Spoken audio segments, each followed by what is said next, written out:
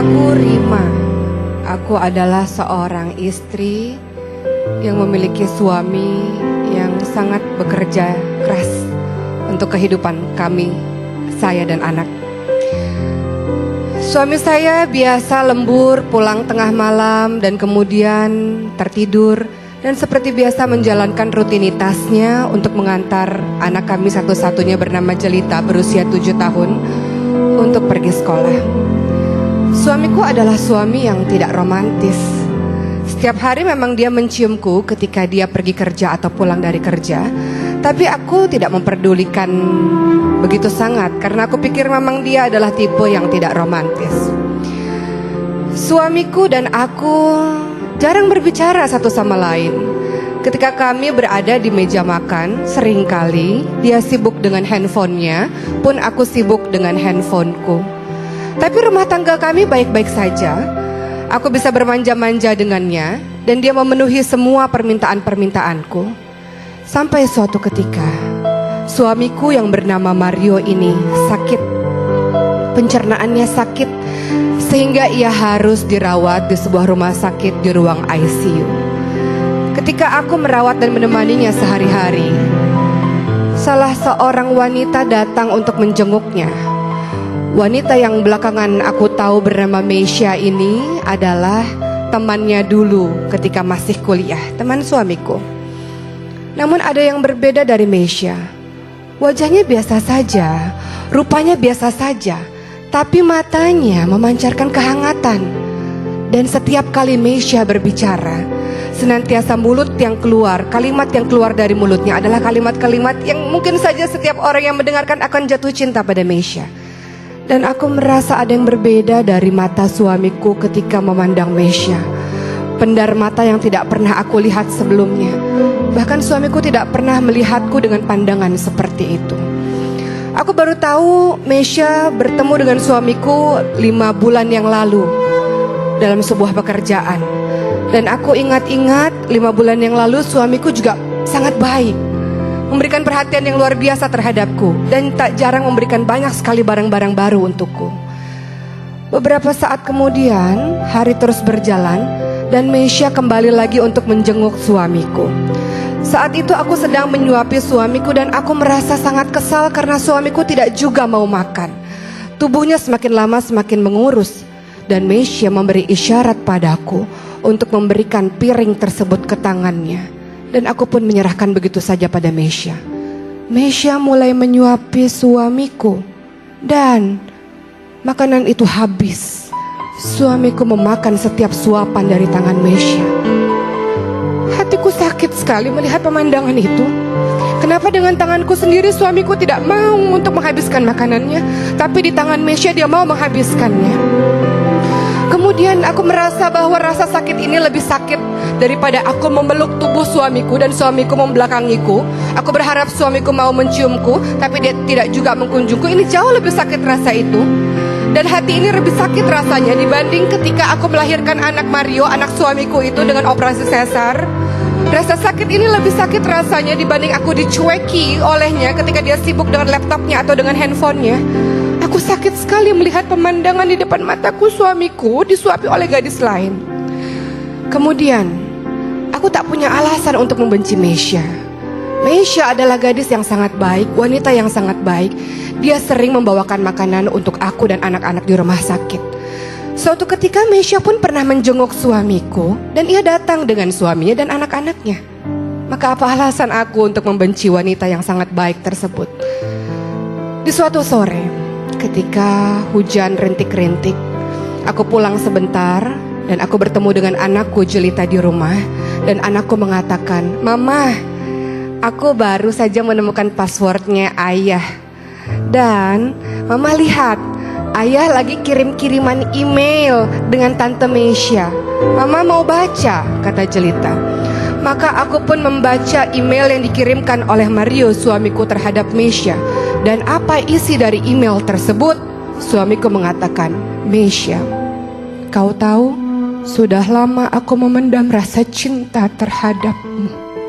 Terima kasih Meisha yang telah hadir dalam kehidupanku, dan kau satu-satunya yang ada dalam hatiku. Aku tidak tahu apakah aku mencintai istriku atau tidak. Kalaupun aku mencintainya, itu karena aku adalah suaminya dan dia adalah istriku.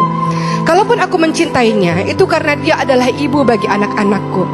Kau tahu Mesya, sebenarnya tubuhku, hartaku milik istriku, tapi hatiku hanya milikmu, wahai Mesya. Kalimat tersebut sangat membuatku kaget dan aku tak tahan menahan air mataku.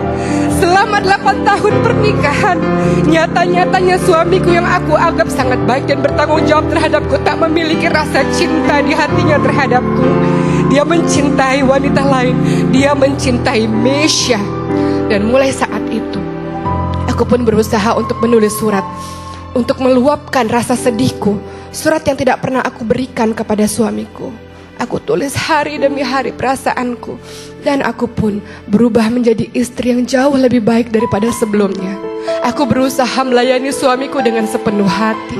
Aku berusaha mencintai suamiku dan setia terus berada di samping tempat tidurnya di rumah sakit. Aku tetap terus bersabar dalam menyuapinya walaupun dia menolak suapan dariku. Aku berusaha untuk menjaganya siang dan malam. Dan aku seringkali tertidur di samping tempat tidurnya. Aku mencintai suamiku walaupun aku tahu dia tidak pernah mencintaiku. Aku mencintai suamiku, karenanya aku membiarkan dia untuk tetap mencintai Mesya dalam hatinya. Aku sangat mencintai suamiku. Aku rela melakukan apapun dan aku ingin menjadi istri terbaik untuknya. Suatu ketika, aku pernah membuatkan makanan untuknya. Dan aku merasa dia sangat khawatir karena aku basah kuyup ketika aku belajar membuat makanan di tempat orang lain. Dan kemudian ketika pulang-pulang hujan deras, dia memelukku. Dan apa yang dilakukan oleh suamiku tersebut, dia merasa kasihan terhadapku. Dan aku melihat ada mata yang memancar kepadaku dengan perasaan penuh cinta. Apakah itu artinya suamiku mencintaiku? Entahlah. Setahun pun berlalu. Apa yang terjadi? Ada Mesya dan Jelita di sebuah tempat pemakaman, dan Jelita dengan isak tangis yang menyerahkan begitu banyak surat kepada Mesya. Tante Mesya, ini surat yang dituliskan oleh mama yang aku gak pernah tahu ini untuk siapa, kata Jelita. Maka Mesya pun mulai membuka surat demi surat yang nyatanya surat tersebut ditujukan kepada Mario, sang suami Rima ini. Di dalam surat tersebut, sang istri Rima ini menulis, suamiku, aku teringat beberapa tahun yang lalu kita bertemu dalam sebuah kantor. Aku merasa aku begitu jatuh cinta padamu dan aku merasa engkau pun membalas cintaku. Suamiku, engkau tahu betapa aku sangat overprotective terhadapmu karena aku sangat mencintaimu. Aku sangat posesif terhadapmu. Aku ingin selalu tahu di mana engkau berada dan aku selalu ingin engkau senantiasa bersamaku.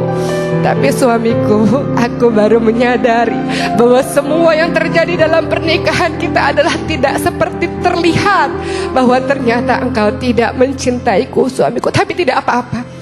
Setelah aku tahu itu, suamiku, aku berjanji aku tidak akan pernah bertengkar dengan ibumu lagi. Aku berjanji jadi istri yang terbaik. Tapi sampai akhir, wahai suamiku, aku tidak pernah melihat mata itu memandang cinta terhadapku. Sebaliknya, aku melihat matamu selalu berbinar-binar ketika melihat Mesya. Suamiku, aku tahu sejak engkau bertemu dengan Mesya, aku melihat engkau sangat baik terhadapku. Engkau memberikan semua yang aku suka. Aku tahu suamiku, walaupun engkau tidak mencintaiku, engkau berusaha untuk bersikap baik padaku. Karena engkau adalah laki-laki yang mengagungkan pernikahan. Engkau laki-laki yang memegang teguh dalam komitmen pernikahan, walau hatimu tidak bersamaku. Maka suamiku, pada hari ini adalah hari pernikahan kita. Aku tidak ingin terjadi seperti 1 tahun yang lalu ketika engkau pulang dengan larut malam. Aku pada hari ini belajar memasak, suamiku. Belajar memasak rumah Bude Tati, suamiku. Aku menaiki motor dengan hujan yang sangat deras. Aku berharap membuatkan makanan terenak sedunia untukmu, suamiku. Aku berharap engkau bisa mencintaiku setelah merasakan makanan buatanku itu. Namun ketika aku sampai di rumah, kemudian aku melihat bahwa engkau merasa khawatir terhadapku. Aku kaget melihatnya, suamiku, Karena aku tahu aku tidak pernah melihat pandangan itu terhadapku. Dan apa yang terjadi, engkau memelukku dan engkau merasa sangat khawatir terhadapku. Aku melihat ada pendar-pendar cinta di matamu. Benarkah itu wahai suamiku? Ketika Mesya menutup surat tersebut, maka berlinanganlah air matanya. Jelita, sang anak ini mengatakan, Tante Mesya, engkau tahu, mamahku pada saat itu sedang mengendarai motor dan menjemputkan aku ke sekolah. Lalu mama memarkir motornya di samping jalan. Mama dengan wajah bahagia dan sumringah berjalan menyeberang untuk menjemputku. Namun ternyata ada mobil yang sangat cepat berjalan dan kemudian menubruk badan dari ibuku, menabrak badan dari mamaku, dan kemudian mamaku terpental wahai Tante Mesya. Dan aku sempat melihat badannya bergerak-gerak sedikit dan melihat ke arahku sampai akhirnya ia memejamkan mata untuk selama-lamanya. Mamaku sudah tidak ada lagi wahai Tante Mesya. Maka Mesya pun tidak sanggup lagi menahan air matanya. Kemudian ia mengambil surat di dalam tasnya, surat yang sudah dia print, email dari sang Mario ini, dari suami istri yang telah meninggal ini. Surat yang sejatinya ia mau memberikan kepada Rima. Apa isi surat itu? Mesya, aku baru menyadari setahun belakangan ini istriku telah berubah menjadi istri yang sangat baik. Kau senantiasa menyarankan aku untuk mencintai istriku. Maka ketika itu dia pulang dengan keadaan basah kuyup dan aku sangat khawatir terhadapnya. Wahai Mesya, engkau tahu aku berniat untuk membelikan mobil untuknya agar dia tidak kehujanan lagi. Bukan karena dia adalah ibu bagi anak-anakku, tapi karena aku baru merasa dia adalah belahan jiwaku. Ya Mesya, aku sudah jatuh cinta pada istriku. Terima kasih Mesya, aku bisa melupakanmu. Aku mencintai istriku. Surat itu di tangan Mesya bergetar. Ia ingin menyerahkannya kepada Rima, tapi Rima sudah tidak bisa lagi untuk membaca surat tersebut. Dan Mesya pun mengarahkan pandangannya kepada laki-laki yang bernama Mario yang memeluk sangat erat nisan dari seorang istri yang telah diabaikannya selama ini. Maka Mario memeluk nisan itu dengan sangat kuat dan ia menangis sejadi-jadinya tanpa berucap sepatah kata pun.